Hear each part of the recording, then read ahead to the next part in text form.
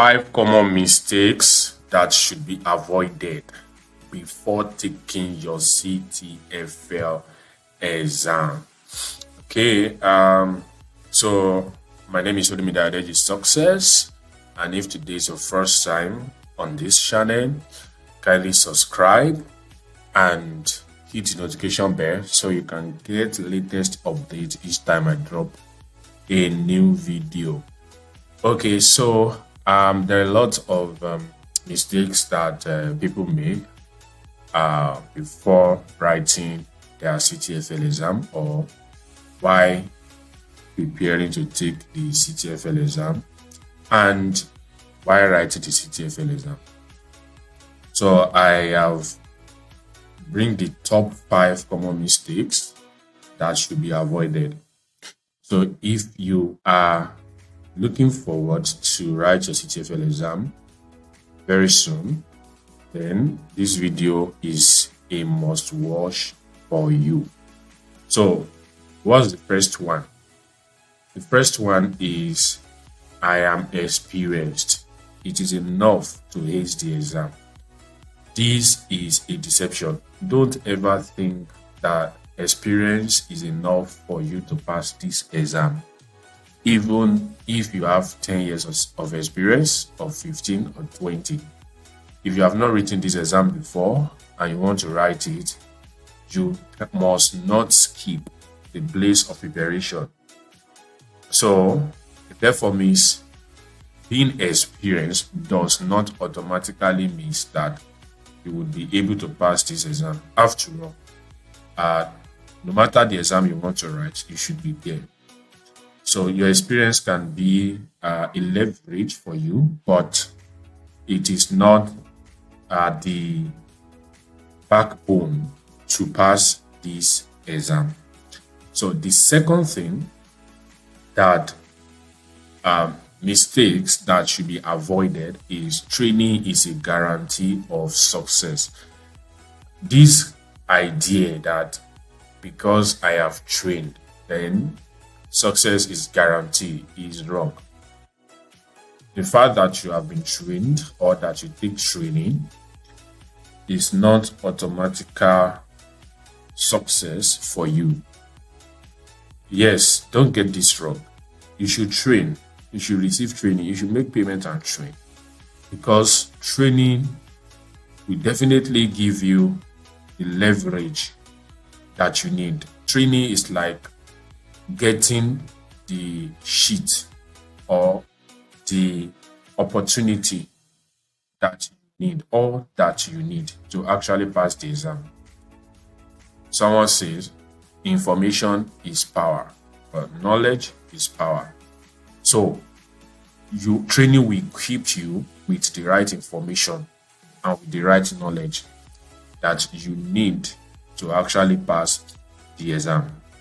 However, if you are not taking the training, if you are taking the training, but you are not taking your time to actually make enough preparations, then training might not be able to help you, even though you have all the information to pass your exam. So the next one is writing the exam immediately after training. Yes, it is good to take training, but it is a big mistake. You'll be making a serious mistake if after your training you jump straight into the exam. This is why it is delicate. Because you have received a lot of information from the training, you need some time to process this information before you write your exam. So it therefore means that you need to give yourself time before writing the exam. So don't think, oh, I have done training, so let me just go straight and write the exam. This is because the ISTQB CTFL examination and the syllabus are intertwined. So let me put it this way. You might be given a question in chapter 4 of the syllabus, but you will need knowledge from testing principles in chapter 1 to be able to tackle it. You may also need knowledge from static review in chapter 3 to be able to tackle it. You might also need knowledge from chapter 2 to be able to tackle it. So this is why it is very important to actually take your time, all right, by digesting everything that has been passed to you in the training. So don't jump into writing the exam immediately. So how long do I recommend? I recommend a minimum of 2 weeks after your training before you write your exam. A minimum of 2 weeks after the training before you write your exam. When I wrote my CTFL exam, I took time off from work. Wait a minute. Do you like the video you are watching? Kindly click on the subscribe button now. Thank you. And I spent 2 weeks focusing on just preparing. All right. The 2 weeks is not all that I have to prepare. I've been preparing at least several months before I finally took time off when I felt, yes, I am ready to write the exam. I took 2 weeks time off from work.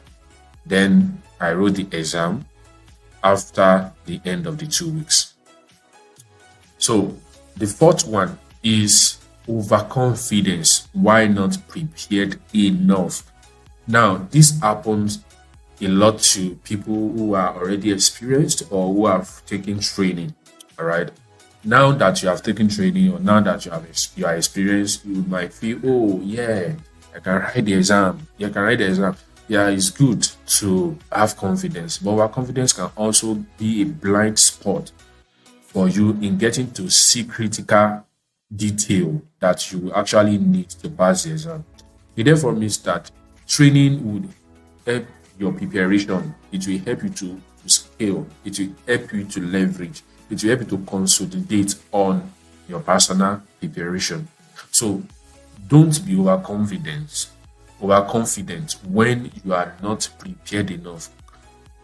Confidence should come from the place of enough preparation. That emphasis is on enough. So if you have enough preparation, again, I'm going to share my experience. Again, when I was preparing to write my CTFL exam, I had a lot of time attempting different past questions. I set timer for myself and I was practicing over and over and over again. I had a lot of past questions from the 3.0 syllabus and from the 4.0, and I had to practice over and over and over again, timing myself as I was attempting those questions.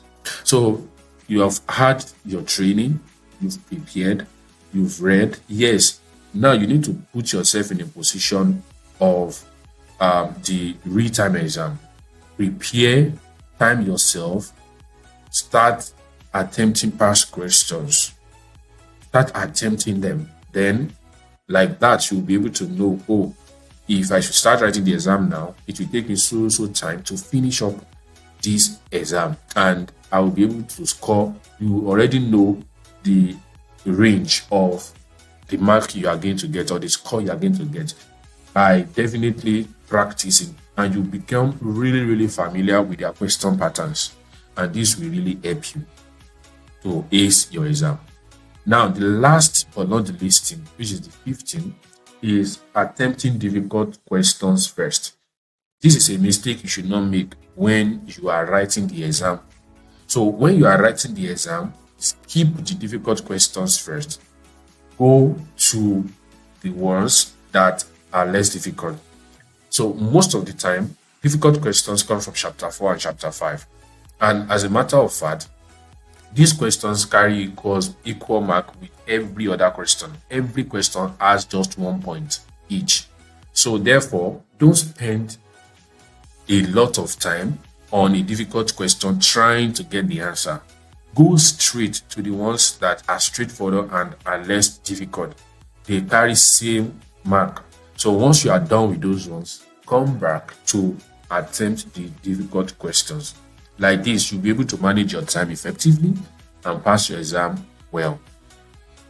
When I wrote my CTFL exam, I finished the exam still having 16 minutes left. The exam will actually take you 1 hour for 40 questions, multiple choice question of 40 in total. I had 16 minutes left after I was done with my exam. Now, you know what I scored? 95%. You can replicate the same thing if you avoid these mistakes. Thank you for